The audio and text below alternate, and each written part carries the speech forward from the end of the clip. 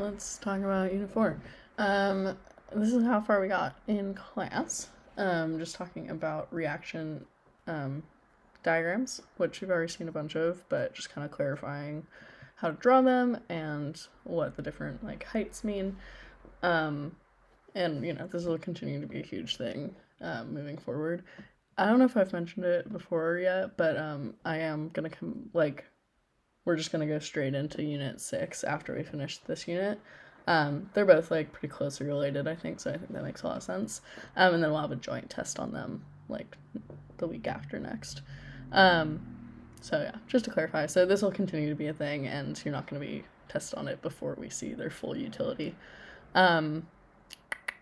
So yeah, this unit, the way they organized it is pretty repetitive. So I've kind of front-loaded stuff a little bit more because I think that some of the stuff that they put later is more helpful if we know about it earlier. So some of this will be a bit repetitive, so hopefully that's good to help you understand it more, especially those of you guys who had to miss on Friday. But yeah, let's get into it. So we had this example problem. Talking about, we had this curve in the black with A and B, and then we were given different conditions about a different reaction and talked about how we would represent that in a curve differently. The only real important parts are the height of the different parts. So the height of the reactant product, or intermediate if you have that, and the height of your peaks. Other stuff doesn't really matter. Those curves shouldn't shift, but it's not, if you're like me and struggle with drawing straight lines, it's not a big deal if it is a little wonky. The real parts that matter are the heights. So then it's asking how, if we were just given this information, how would I know which of these reactions is faster initially? So it's initial rate. And so what we have to think about here, our key thing that influences our rate, our key takeaway when we're talking about these diagrams for kinetics, is focusing on our activation energy. So one of these has a bigger activation energy, a bigger hill that has to overcome. The molecules have to have more energy if the reaction is going to happen. Therefore, it's less likely. Or they'd have to be in a very special condition, more temp, whatever it is. So we would expect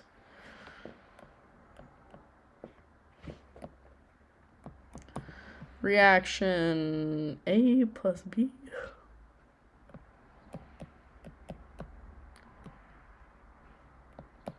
to proceed at a slower rate.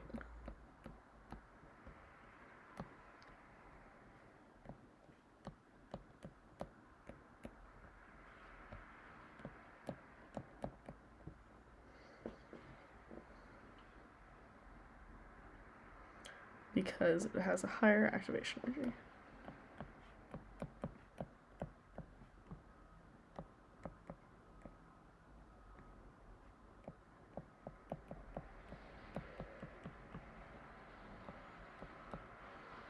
Yeah.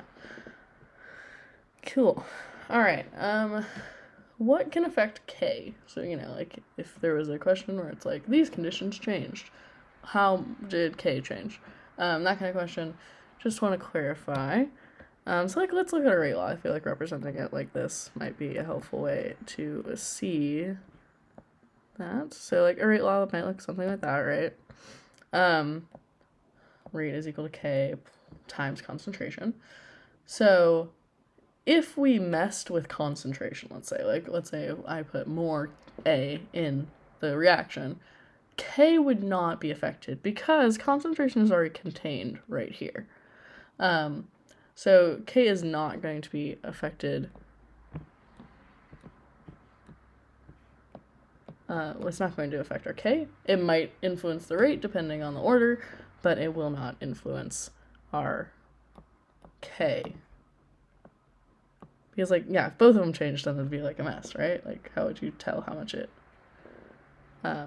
changes? But that means that other factors that influence rate are going to be contained within K. So let's say we increased temperature. We've already talked about increasing temperature will generally increase your rate. So increasing temperature, the way that would be reflected in your rate law is that your K would then increase. which would reflect that your rate increased. The other things that can mess with your rate, we talked about activation energy. So if you had a reaction with a lower activation energy, that would be reflected in having a higher K, which would be reflected in having that faster rate. So yeah, just so you know. So direct relationship with temperature, inverse relationship with activation energy, not related to concentration. That's a super common one. Like, how would the slope of the integrated rate law equation graph change if you increase the concentration? It wouldn't. It would not change. Same slope, because concentration does not affect K. Alrighty. Already mentioned reaction mechanisms, but let's just get more in the weeds of it. I've already talked about most of this stuff, so this can kind of just be a practice opportunity for most of you. But like, let's consider, like, why is this something we bothered coming up with? Like, why is this a thing? So like, let's look at this reaction. Like, if I said that we had this reaction going on, like, what are we getting out of this? What is this communicating to us? It's saying, well, I have this starting stuff and I have this ending stuff, and it's telling me some ratios between those. So it's telling me the ratios in which they're going to react, how much of each one is going to be required, and it's telling me how much of my ending product I can make. But really, all it's really showing us is my starting and my ending. So, but in reality, as I've tried to mention, like, that is not how it really works. It's very unlikely that they'll behave like this, especially, like, given this one, or just in general. It's unlikely that most reactions are pretty complicated, right? There's lots of ions involved, there's lots of molecules involved, the molecules are very big and complex, and it's unlikely that if you imagine like a box and they're all moving around, that they're going to collide perfectly in that way. So in reality, they're actually smaller steps, smaller elementary steps that get us to our final reaction. So very unlikely, because 3 particles, just to be specific to that example, so 2 NO2s and CF, or sorry, an F2.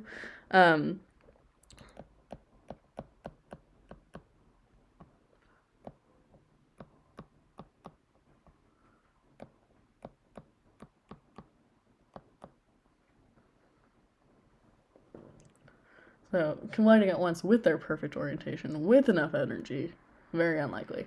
So we realized that, hey, there's probably like something going on instead. So we came up with a better tool to kind of represent how are the molecules actually interacting? What are the steps that they have to go through to get to this end result? And that is called the reaction mechanism. So it's kind of like the difference between like just like a overall like, here's my point A, here's my point B, versus someone like giving you like step-by-step instructions of like how to get there. Or yeah, I guess like the recipe metaphor, like 2 eggs plus this much flour equals a batch of cookies. Yes, but like, how am I going to mix them together? At what points am I going to mix them together? Like, what am I setting the oven to? You know, like, how long is it going to be there? That kind of stuff. Like, so the actual steps versus just your starting and your ending. That is your reaction mechanism. So we're going to, this is how we show a series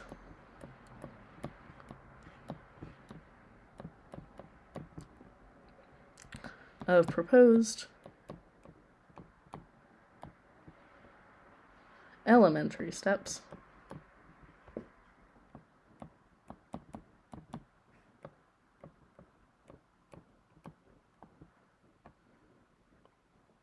that will sum to our overall.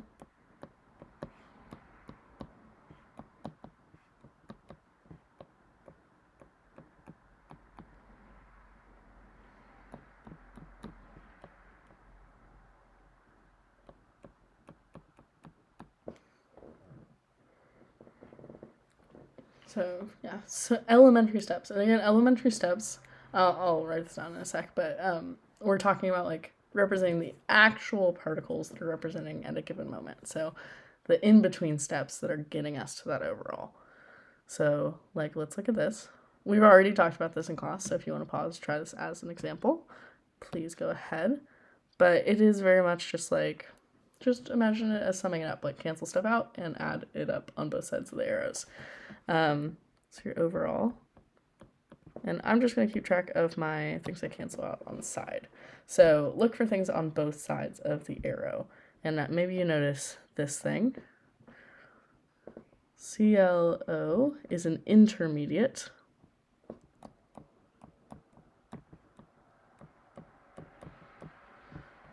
Because I produced it as part of my reaction, but then I immediately used it up.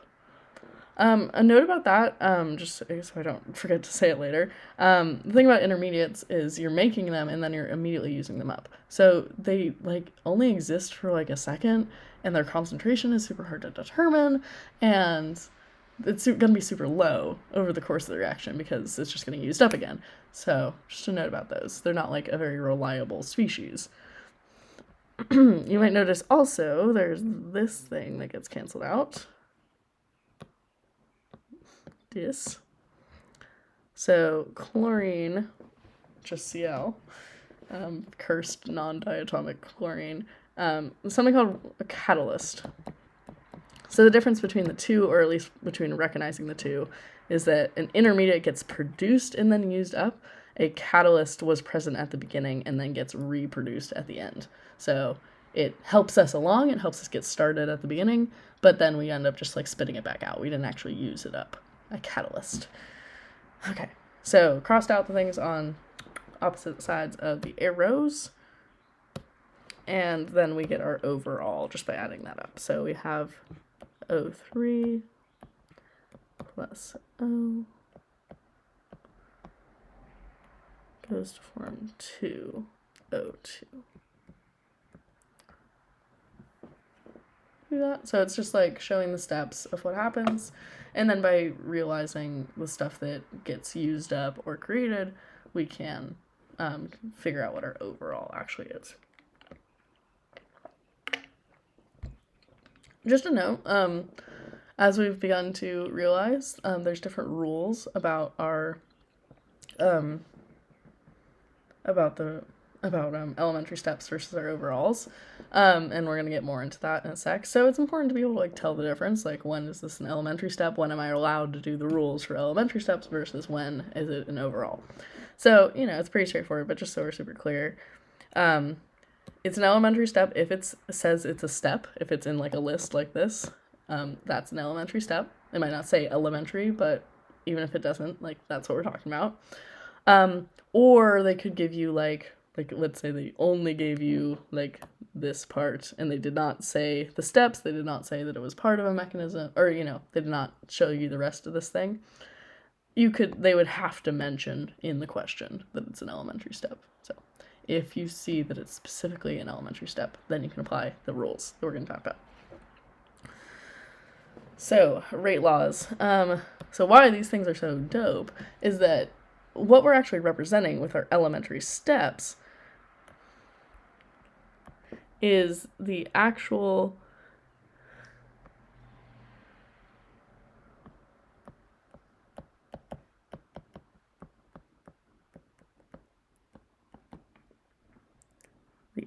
particle collisions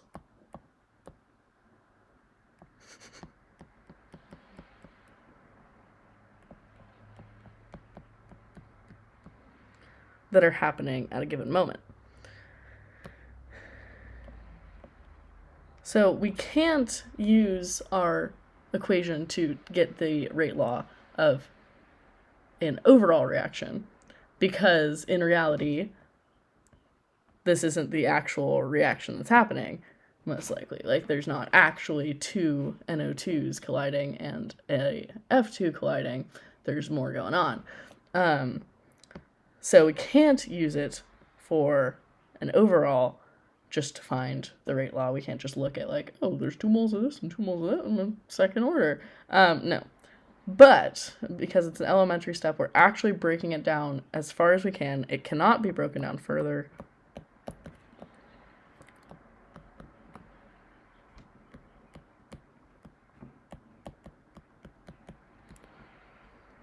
So therefore, when we look at our actual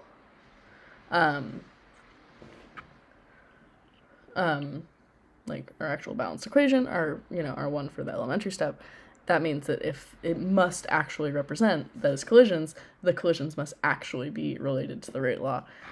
So the concentrations of those reactants must actually be a part of the rate law.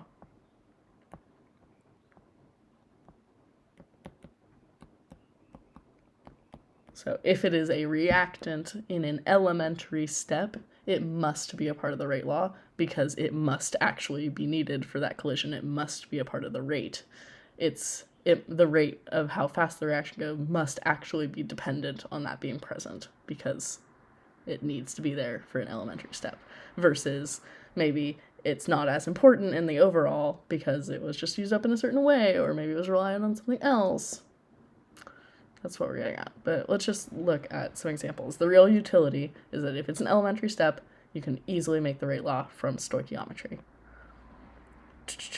4 elementary steps, there's kind of different types, and they're kind of defined by something we call molecularity. It's just like how many molecules are doing the thing. So probably should have made this a table for you guys, but that's fine.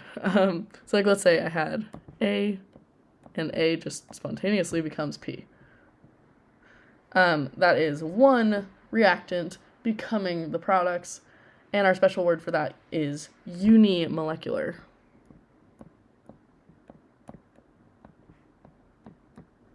Uni meaning one, to represent that there's only one particle needed.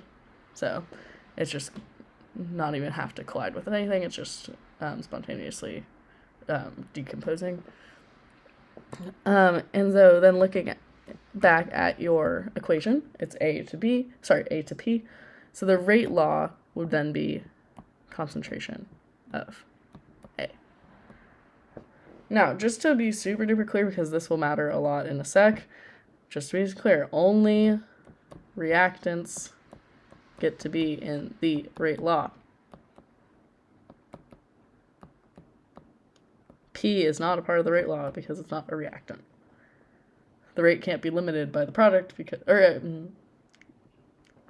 for us, the rate law is just only think about the reactants. It's depending on how much of that reactant you have available.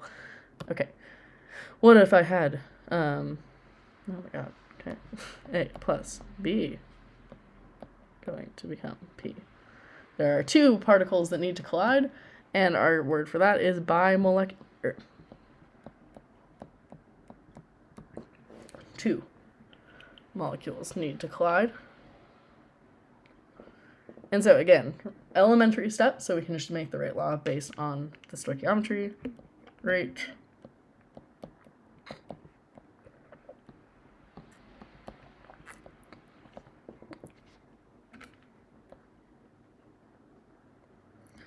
And it's not that they have to be different species, we're just talking about how many things have to collide. So like if you had A plus A, that would also be bimolecular. 2 particles need to collide.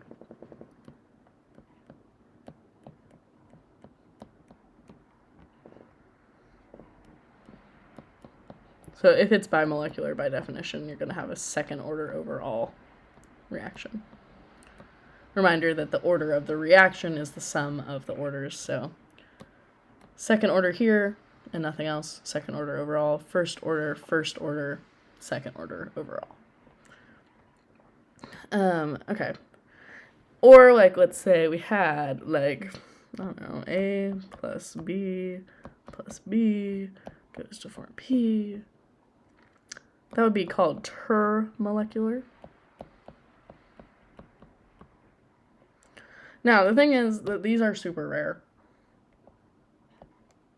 Very unlikely. And one's bigger than this. Like, I don't even know what the word is for, like, if there were 4 things.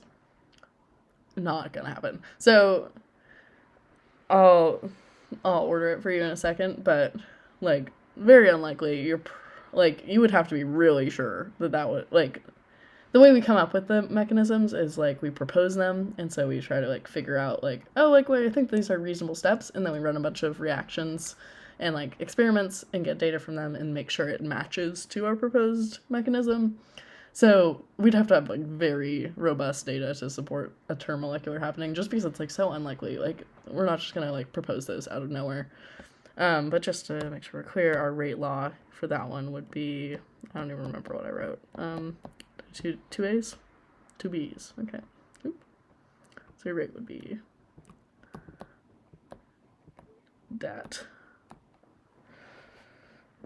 Okay. And then the cool thing of once we've broken it down into these different steps, some you might have noticed, I think you've seen like some practice problems at this point where like they had step 1, step 2, and then next to it said like slow, fast, that kind of thing. Different steps are going to have different rates. Like we've said, we've written out their rate laws, like they're each going to behave differently because they're involving different collisions. So some of them are fundamentally going to be slower than others. And the cool thing about that is that your overall, like, think about the elementary steps are happening like in order. Like the first step has to happen, then the second step, then the third step, and then at the end when we like look at what's in our like reaction flask after it's over, that would be our like overall products. So for this like phased thing to happen in order to like actually get to the end, if something is slow, if some slow step is going on, we're not able to like do any of the other things faster, right? Like it's being held up by our slowest step. And so what that really comes down to is that our elementary step that is the slowest limits the overall rate.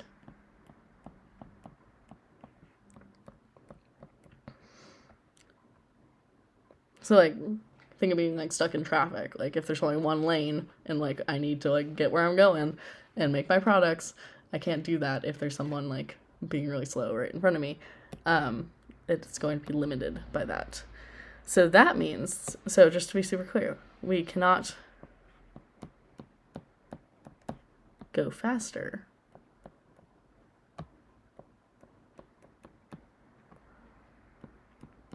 than the, it'll usually just be labeled as the slow step, which means that the overall rate law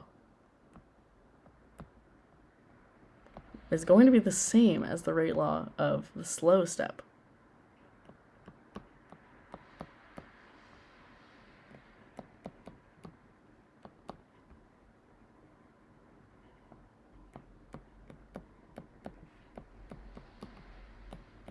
Isn't that neat? So if we figure out what our elementary steps are and we figure out what the slow one is, then we can use this. And then we don't have to like, you know, as we've seen, like figuring out the rate laws just from looking at stoichiometry is like way less work than having to look at all the data. So you're going to see a bunch of mechanisms just to kind of keep in mind, like, what does it take for them to be a good mechanism? First of all, just by definition, they have to sum to the overall. So if they don't sum to the overall, that's not an actual mechanism. There must be a different step or we mess something up. All the elementary steps have to be reasonable. So usually that means that we're going to have only uni and bimolecular. Termolecular or anything more than that is probably not going to happen. Or, you know, it's at least going to be rare. Only one of those, that kind of thing. And it has to agree with the experimentally determined rate law. So that means that the slow step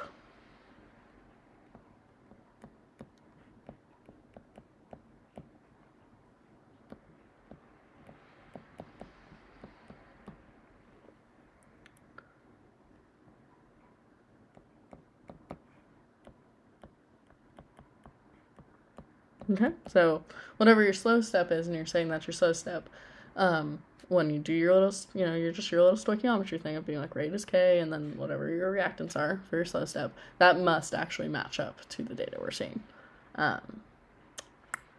So that's a thing. Okay, so let's check this out. So here's an example saying that when we actually did an experiment with some data, we were able to see that the A reaction was first order with respect to hydrogen peroxide and first order with respect to iodide. And iodide is I-. Cool. So it's asking, is this proposed mechanism matching up? So like we just established, the way that we tell if a proposed mechanism matches is making sure that that rate law is matching our slow step. So let's write down what we have for our slow step and make sure it matches what they said. So here's my slow step. So looking at that, I'm just going to do rate is equal to K. And then what are my reactants over here? I have 1 hydrogen peroxide. So just concentration hydrogen peroxide. And I have 1 iodide.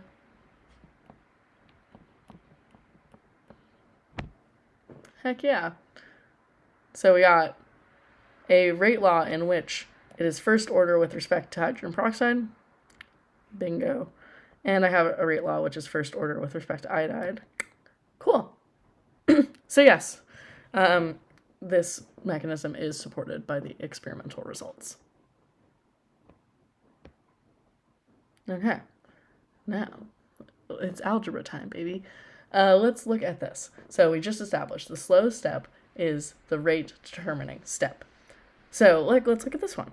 If I had this reaction and I wanted to understand what its rate law was, and I have this mechanism and I have a slow step, so let's look at this. How would I know its rate? So let's write the one for the slow step.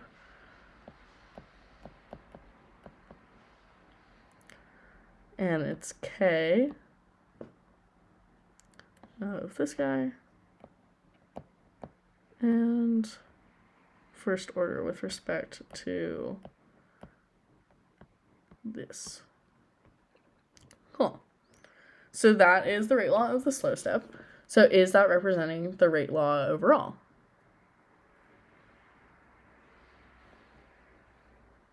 I mean, it's the rate limiting step, so it is matching. But the thing is, look back at your overall. Here's our overall reaction. And here's my rate law from my rate limiting step. So the whole utility of a rate law is being able to be like, what is going to be the effect of my reactant concentrations on my rate? Do you notice anything weird about my equation, my overall versus this guy? And hopefully you're noticing that this is not a part of my overall reaction. So like, how could this possibly like give me information, like be something I would be able to relate back to my overall? So there's the kicker. We can only have the reactants from the overall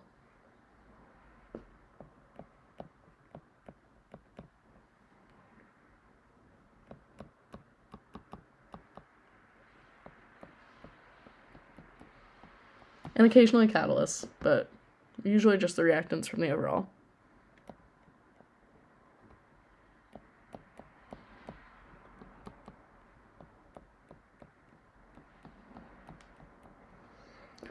So what that really means is usually we cannot have intermediates.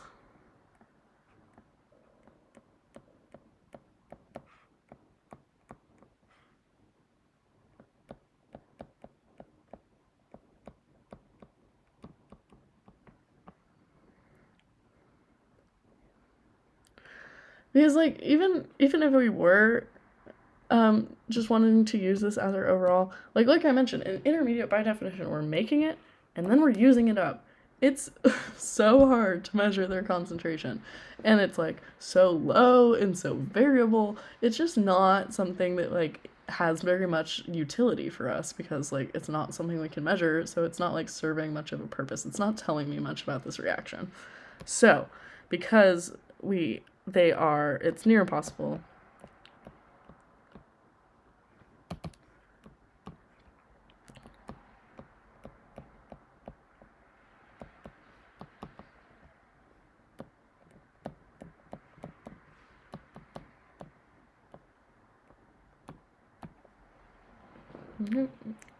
so what do we do with that then?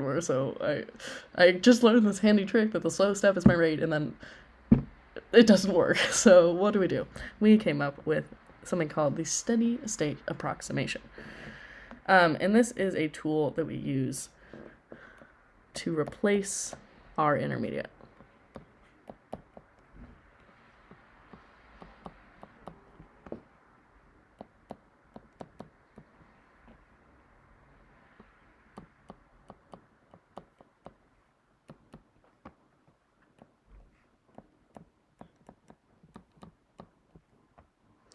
And the thing that you need to do this, a steady state approximation, implies that we're going to be using a step in our mechanism that is a fast equilibrium.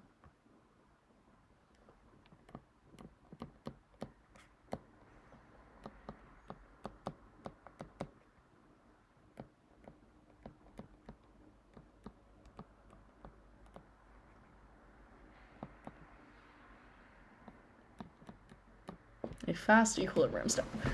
Okay, so what the heck is an equilibrium? Why can we use that? So, we will learn much more about equilibrium. But what we need to know at this point, like I've mentioned these arrows, right? Or maybe some people draw like a full arrow. I don't know why I always draw half arrows, but whatever. Back and forth. It's a reaction in which there is a forward reaction going this way, and then those products become the reactants and it moves the other way. So it's a back and a forth, and a forward reaction and a reverse reaction, and they're happening at the same time. But equilibrium, this term, what that means by definition, it is the point at which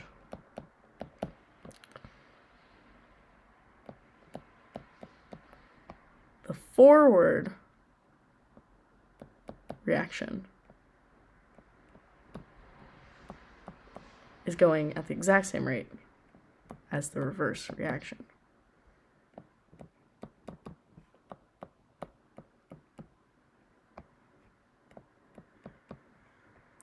So I feel like that's like maybe something we've heard, like to reach equilibrium with something is like to reach some kind of balance. So that's what we're really talking about. To be at equilibrium indicates that we are going forward at the exact same pace as it's going backwards. So what does that like mean for us? If I'm making stuff and then immediately using that at the exact same pacing and going backwards, what we get out of this is that it, even though it's constantly going, constantly back, constantly forth, constantly back, constantly forth, even though it's constantly fluctuating, what it appears to look like to us, because it's going back and forth at the exact same pace, it appears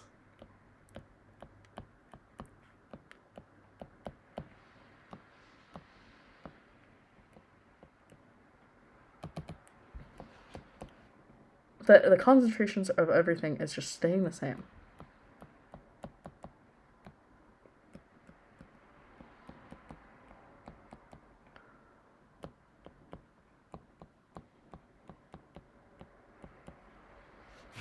Okay. So this is our cool equivalence that we can use. We can get our rate of our forward and get our rate law for our reverse and set them equal to each other and then do some algebra. So that's what we're going to do. So like, let's see just like an unrelated example. Sometimes you'll see them labeled like this, K1, K to the negative 1. That's just implying that they're for the same step, so both from step 1, but one of them's the forward, one of them is the reverse. And I think it might be helpful for you guys just because this is the first one we see to kind of realize that how this works. I'll just write it out. These are two separate reactions going on at the same time. We are making this one, and then there is a different reaction in which this is the reactant. This is the reactant, and we are forming this.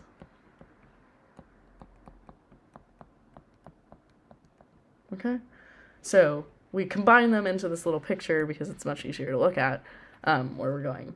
This arrow is representing that we're going back and forth. But just to be super clear, these are the reactants for the forward reaction, and this is the product for the forward reaction.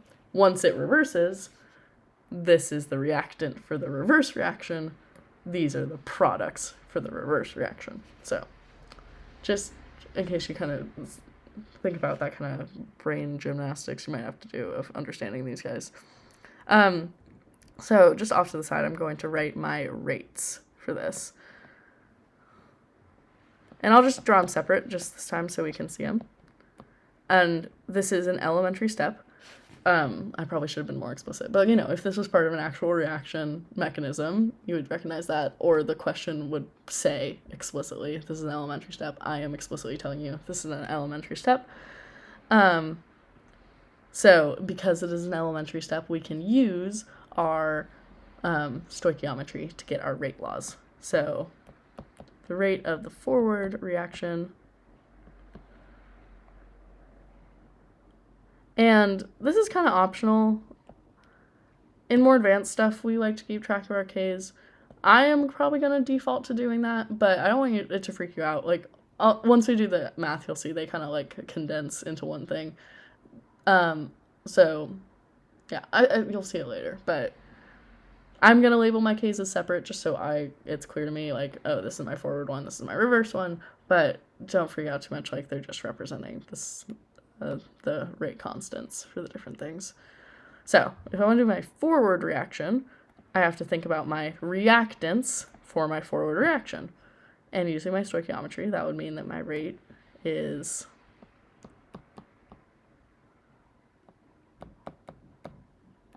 this, right? My reactants for my forward reaction.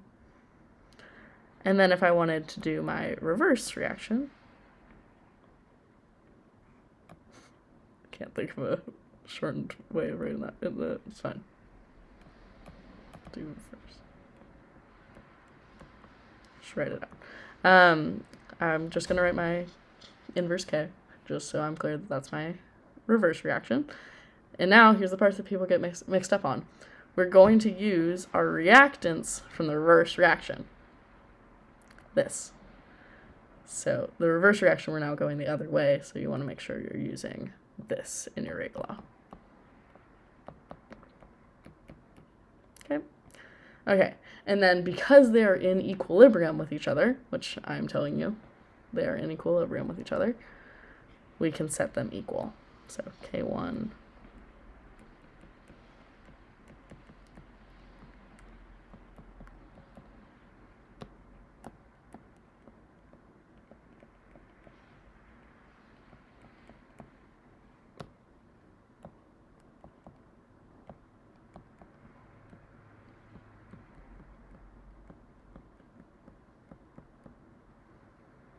and set them equal. And that's useful for many reasons. But, so like, let's apply this back to our reaction we've been talking about. So we had this thing, right? We have our bromine with our nitrogen monoxide, and it's reacting. And like we already wrote up there, we were able to get our rate from our slow step. And I'm going to do this K1, K2 thing, just so it's clear to me which ones. I don't want it to freak you out, though. So if it freaks you out, just pretend they're all the same K. For our level, that's totally fine. The rate was this, because that is my slow step. But we already established I don't want that in there. So I have to figure out a way to replace it in my reaction. And the way we're going to do that is with our steady state approximation. So you look for a step that is fast equilibrium. Sometimes they won't say the word equilibrium, but they'll have this arrow. So just so you know, as long as it's fast and it has this arrow, that is the step you're looking for. And let's do our steady state approximation.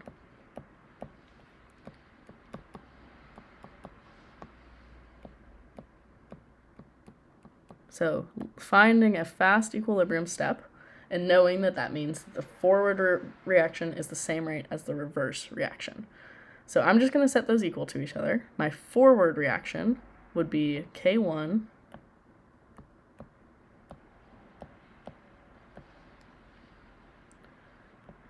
and bromine is equal to my reverse reaction, NO. BO. again, let's think about our goal. I want to replace this. So we can just solve our steady state approximation for the concentration of NOBr2, and we're going to plug that in. So let's do that, just a little bit of rearranging.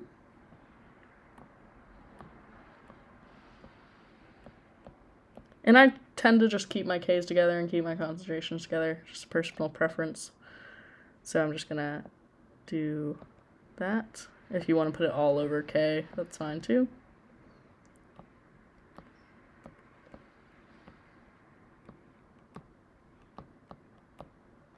Okay, so I've found an expression for concentration of NOBr, and it's an expression for NOBr2, which only contains my original reactants.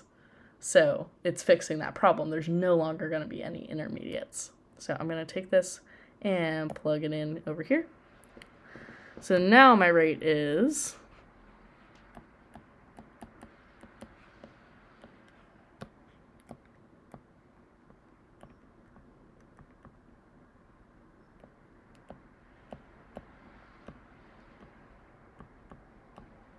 this.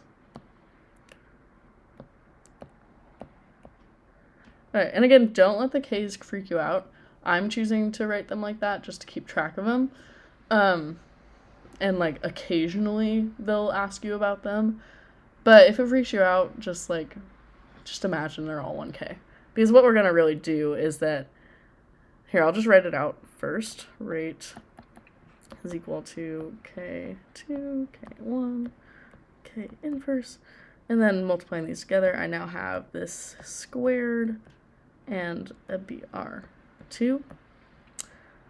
This K expression, like when I actually see my rate law, the K that you see is the real K. So this is your overall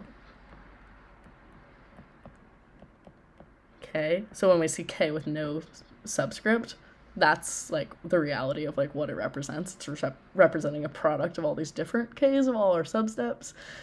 A fancy word for that is K observed.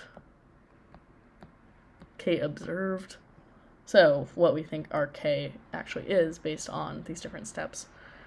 So when we actually write our rate law, we can just squish them all into being just K. And so that is your overall rate law.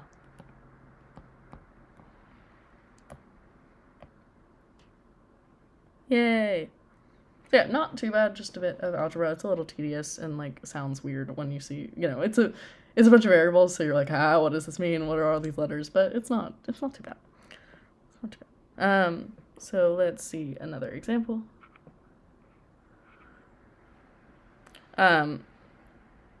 Recommend pausing and seeing if you can do this one.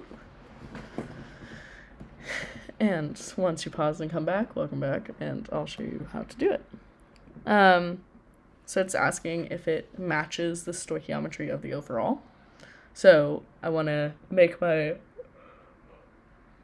cross stuff out, make my overall, and make sure it matches what they gave me. So let's see.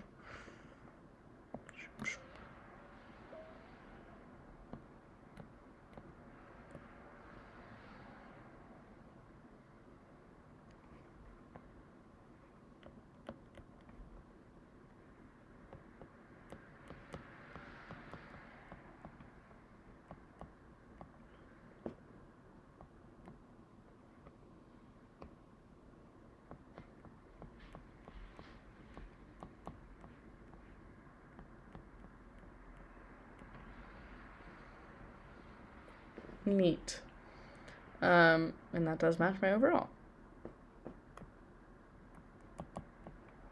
So we're good. If they told you to justify, you just would have to show that crossing out step, or do like a sentence on that the intermediates cancel out. Identify the intermediates in the catalyst. My intermediates would be Cl, and Cl trichloride. Yes. Notice that there are no catalysts because nothing was present as a reactant and as a product. Only intermediates that got canceled out. Okay. Determine the rate law expression for this proposed mechanism. All right, so first step, we always want to focus in on our slow step.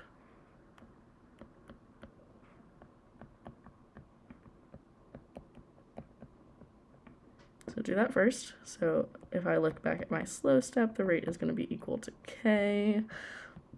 And I'm going to have my subscripts. So it's K2. And then my reactants from that slow step are going to be the Cl and the CHCl3. Okay. But is that your overall reaction? Sometimes you'll get lucky, and that'll just be straight up, that's it. If there were no intermediates, that would be it. So look back at your overall. Is it matching, or do we have intermediates? And unfortunately, you notice we have this chlorine, which is not in your overall.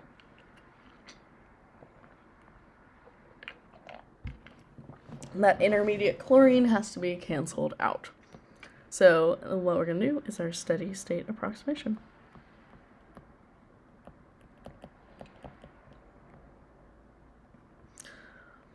So you have two different other steps that we could use, but which one are we going to use? The key is that this one is in equilibrium. So fast step and in equilibrium. So let's look at that. So I want to make my rate law for that. I'll write it up here and then move it. Just kidding. There's like no good way to write it. Okay, here. How about K1 concentration of Cl2 is going to be equal to K minus 1. And again, the inverse, you're going to use this as your reactant. Cl squared. Let me move that guy down.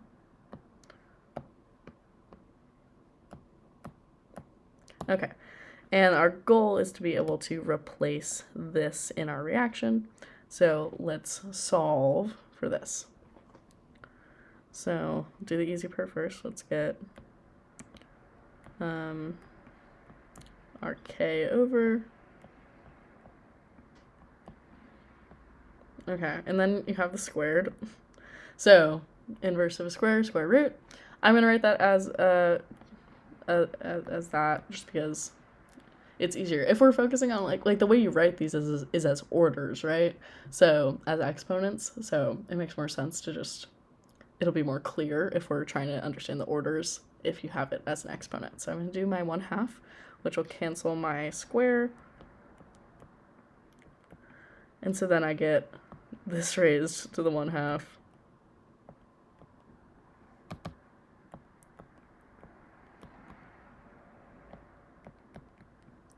And this guy raised to the 1/2. Isn't that so fun?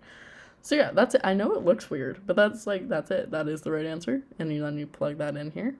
I want to show you a weird one just so you don't get freaked out if you ever see a weird one. It's pretty rare. Usually we wouldn't have like a square root situation or anything like that, but it can exist. So just so you know, don't freak out. It's okay. I'm just going to plug that in for my concentration of Cl.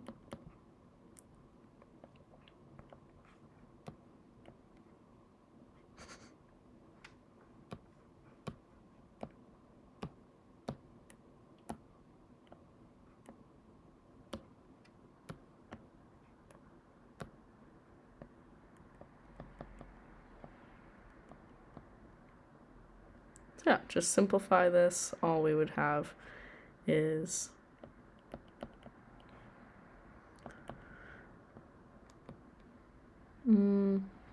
yeah, either way, you can combine them. You can,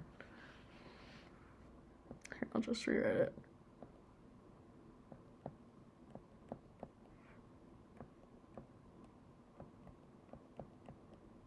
Or you could keep it in parentheses, either way. And yeah, that's it. And we are now representing our rate law and only in terms of our original reactants, no intermediates. And so that is your overall rate law. If we were writing our overall rate law, we'd also want this to just be K.